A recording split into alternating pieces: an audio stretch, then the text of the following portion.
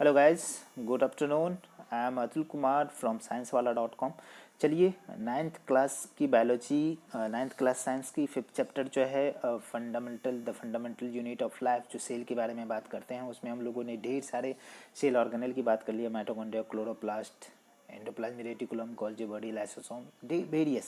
अब हमारे पास छोटे छोटे स्ट्रक्चर है जिसमें हम बात करें तो यहाँ पे हम बात करते हैं बेटा कि ये आपका स्ट्रक्चर जो दिखता है वैक्यूल की बात करते हैं। ये सारे के सारे सेल में नहीं होते हैं। एटलीस्ट हम बात करते हैं एनिमल सेल में होते हैं तो टेम्पररी और छोटा सा होता है, ठीक है ना। और प्लांट सेल में लार्ज सेंट्रल वैक्यूल होता है जो क्या करता है, मोर देन 90% वॉल्यूम को क्या करता है, ऑक्यूपाई करने का काम करता है, ठीक है ना। ये क्या करते हैं, स्टोर करते हैं सैप वैक्यूल को। डिफरेंट डिफरेंट टाइप के वैक्यूल होते हैं, food vacuole, contractile vacuole, SAP vacuole, ठीक है ना, और गैस वैक्यूल, ये सारे के सारे होते हैं। लेकिन हम प्लांट के कंडीशन में सैप वैक्यूल की बात करते हैं। वहाँ पे कलर पिगमेंट बहुत सारा जो है फूड मटेरियल को भी, आयंस मिनरल्स को भी स्टोर करके रखते हैं। तो vacuole store the sac, storage sac और solid or liquid content. Vacuole is a small size in animal and temporary in structure. Plant cell में बहुत ही लार्ज सेंट्रल लार्ज वैक्यूल होता है। Central vacuole in plant cells में occupy the 90%, 50 to 90% volume of the cell. ये बातें हमने कर लिया। यहाँ पे यदि बात करेंगे तो हमारे पास जो है और सारी बातें करने को है कि यहाँ प्लांट सेल्स के पास जो full of the sap vacuole से provide turgidity and rigidity to the cell. ये क्या करता है, सेल को कहीं ना शेप देने का काम करेंगे, टर्जिडिटी मेंटेन करते हैं और रिजिडिटी मेंटेन करते हैं। Many substance important for the life plant cells store vacuole. Colour pigment, जो फ्लावर को कलर देना है, फ्रूट को कलर देना है तो उसमें कलर स्टोर होगा, colour pigment. These includes amino acid, उसके अंदर अमाइनो एसिड होगा, शुगर होगा, वेरियस ऑर्गेनिक कंपाउंड होगा, विटामिन्स होगा, प्रोटीन्स होगा। Single celled organism like amoeba, उसमें फूड वैक्यूल होगा, फूड के स्टोर करेगा, ठीक है ना। Amoeba has a consume. Contractile vacuole भी होगा पैरामीशियम के कंडीशन में, unicellular. Specialised vacuole also important role in the expelling of the excess water. Osmoregulations का कॉन्ट्रेक्टाइल वैक्यूल क्या करते हैं, ऑस्मो रेगुलेशन का काम करते हैं। जैसे मान लो कि हम फ्रेश वाटर की बात करते हैं तो इसमें क्या करते हैं, पानी ज़्यादा लेके रहेंगे, ठीक है ना। जैसे ही हम इसको ट्रांसफ़र कर देंगे किसमें, सलाइन वाटर में, तो ये क्या करेंगे, पानी ज़्यादा लिए तो ये क्या कर रहेंगे भाई, ये सूख जाएंगे इसमें। और बाहर ये जो है पानी क्या करेंगे, रिलीज आउट हो जाएगा, तो ये इससे मर सकता है। तो यहाँ पे हमारे पास कुछ क्वेश्चन है। Can you name two organelles have a study there on genetic material. बिल्कुल, दो नहीं मैं तीन बताता हूँ बेटा। तीन जो है ऐसा है, एक तो हमारे पास माइटोकॉन्ड्रिया है, दूसरा क्लोरोप्लास्ट है, प्लास्टिक जिसको बोलते हैं, तीसरा जो है न्यूक्लियस है। इस सब के पास जो है न्यूक्लियस मतलब कि डीएनए होते हैं। Cell contain if the organizations of the cell is destroyed due to the some physical or chemical substances, so what will be happen। अरे भैया, हम लाइसोसोम के बारे में बात करते हैं, वो केमिकल रिलीज करते हैं जिसकी वजह से क्या होता है, यदि डैमेज है सेल तो सेल टूट फूट जाएंगे, ठीक है ना। यहाँ पे तीसरा क्वेश्चन हमारे पास आता है कि lysosome is known as suicidal bag of the cells. पे ये इन्फेक्शन हो गई हमारे सेल के अंदर तो लाइसोसोम क्या करते हैं, फट जाएंगे, सारे के सारे एंजाइम रिलीज करेंगे, सेल को क्या करेंगे, डिस्ट्रॉय कर देंगे, ताकि पड़ोसी सेल को इन्फेक्शन होने से बचाएं। Where protein synthesis takes place inside the cell, तो इंडोप्लाज्म रेटिकुलम पे क्या होता है, राइबोसोम है, राइबोसोम क्या करते हैं, प्रोटीन सिंथेसिस करते हैं, endoplasm reticulum. Its cells required its structures and ability of the functions because organizations of the membrane and a cell organelle a specific way। अब क्या करा है कि cell is required to specific structure, ठीक है ना, ability of functions because of the organisation of the membrane and organelle specific way. मतलब कि अलग अलग सेल ऑर्गेनेल उसका अलग अलग फंक्शन है। क्लोरोप्लास्ट फोटोसिंथेसिस करते खाना बनाते हैं, वही खाना को क्या करते हैं, माइटोकॉन्ड्रिया तोड़ते हैं, एनर्जी बनाते हैं।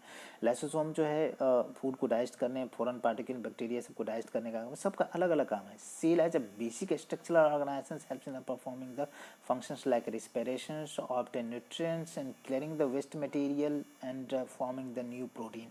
ये सारे के सारे काम करते हैं। क्या क्या बनाएंगे, रिस्पिरेशन भी करेंगे, एक्सक्रेशन करेंगे, न्यूट्रिशन प्राप्त करेंगे, क्लियर करेंगे, साफ करेंगे सब चीज़ को, और फॉर्म करेंगे प्रोटीन को भी। दैट्स द सेल जो है, cell is the fundamental structural and functional unit of organism और लाइफ।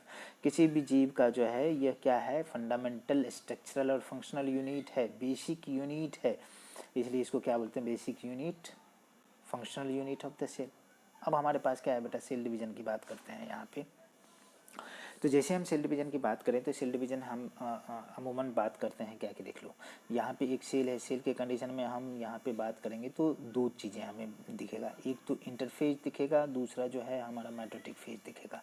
माइटोटिक फेज का भी दो कंडीशन है, हम सेल डिवीजन की टाइप करते हैं, एक माइटोसिस की बात करते हैं, दूसरा मियोसिस की बात करते हैं। मियोसिस का भी दो स्टेप होता है, कैरियोकाइनेसिस, दूसरा साइटोकाइनेसिस, इसमें भी कैरियोकाइनेसिस और साइटोकाइनेसिस।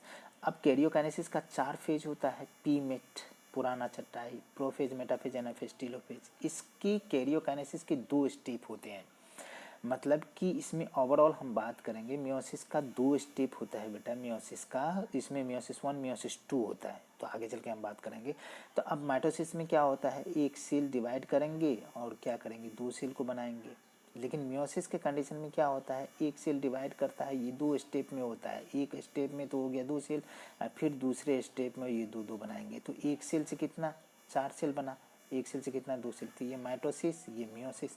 तो यहाँ पे क्रोमोजोम यदि 2n है तो यहाँ भी 2n होगा, यदि 2n यहाँ है तो यहाँ बेटा n हो जाएगा। तो ये सीन है हमारे पास।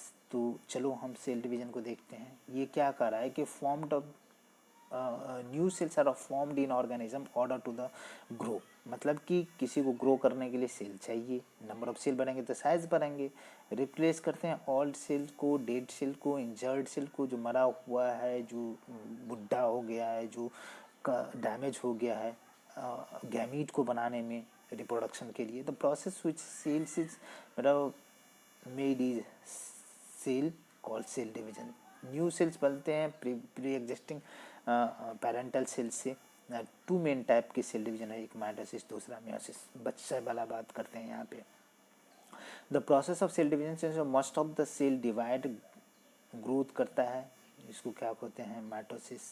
एक सेल डिवाइड किया और ये क्या किया बेटा, 2 सेल को बना दिया तो ये 2n इक्वल टू 2n ही होगा, यहाँ पे 2n दोनों को दोनों होगा।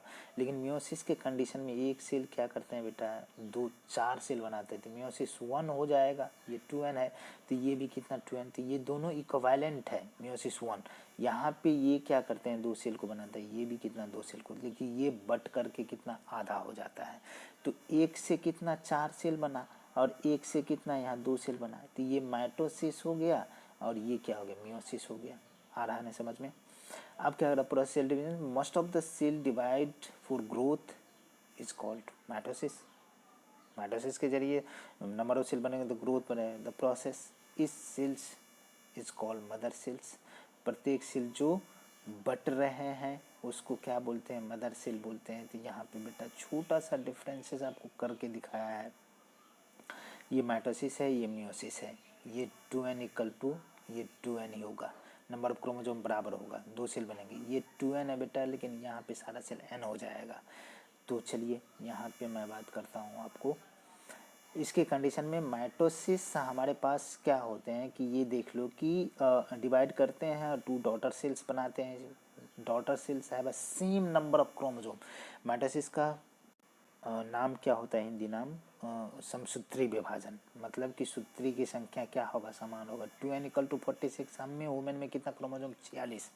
तो इसमें डॉटर सेल जो बनेंगे इसमें भी कितना होगा, 46 क्रोमोसोम, क्रोमोसोम का नंबर समान है तो समसूत्री क्रोमोसोम, ठीक है ना। ये क्या करते हैं, ग्रोथ और रिपेयरिंग में मदद करते हैं। Specific cell of reproductive organ और टिश्यू इन एनिमल और plant cells divide to form gamete which after fertilization give rise to the new organism। मतलब कि जब जैसे हम बात करेंगे कि मियोसिस की बात करते हैं बेटा, तो यहाँ पे गैमीट बनाने के लिए रिस्पॉन्सिबल होता है, जिससे गैमीट बनेंगे, गैमीट फ्यूज करेंगे, मेल फीमेल गैमीट, जब फर्टिलाइजेशन होगा उससे बच्चा बनेंगे। They divide by different process called meiosis involve 2 consecutive divisions. 2 divisions होता है, मियोसिस 1 एंड मियोसिस 2। यहाँ पे divide by meiosis it produces 4 new daughter cells instead of 2। 2 की जगह पे 4 बनते हैं। इसमें new sales only half number of chromosome. Meiosis का हिंदी होता है अर्धसूत्री विभाजन। क्या, अर्धसूत्री विभाजन। सूत्री की संख्या कितना हो जाएगा, आधा, ठीक है ना, उसको समसूत्री आप निकाल देते हैं। In this way it reduces the chromosome number half in a daughter cells में आधी हो जाती है। अब हमारे पास क्या है, कुछ इम्पॉर्टेंट बातें हैं, आपने क्या क्या पढ़ा है उसको छोटा सा समरी में आपको देखना है क्या आपने पढ़ लिया है, ठीक है। तो यहाँ पे कह रहा है कि fundamental organisation unit of life is cell includes the plasma membrane, ठीक है ना। यहाँ पे बात करेंगे कि एक्टिव पार्ट है, रेगुलेट करता है मेटाबॉलिज्म, एंटीरियर पार्ट, ठीक है ना। अब यहाँ पे कंपोज ऑफ माइनली सेलुलोज से, जो सेल वॉल जो बने थे सेलुलोज से प्लांट सेल के कंडीशन में, presence of cell wall able to cell plant cells, fungi, bacteria, ये हाइपोटोनिक मीडिया में विदाउट ब्रस्टिंग। तो न्यूक्लियस जो है यूकैरियोटिक सेल्स में सेपरेट साइटोप्लाज्म, ये कंडीशन क्या है यहाँ पे हमने बात कर लिया। यहाँ चलो अब एंडोप्लाज्मिक रेटिकुलम की कंडीशन में बात करें तो बिल्कुल यहाँ देखो बेटा, कुछ छूटा तो नहीं, एक जगह क्वेश्चन है हमारा, क्वेश्चन है, हाँ ये क्वेश्चन देखो, प्रोकैरियोटिक यूकैरियोटिक सेल्स में अंतर क्या है।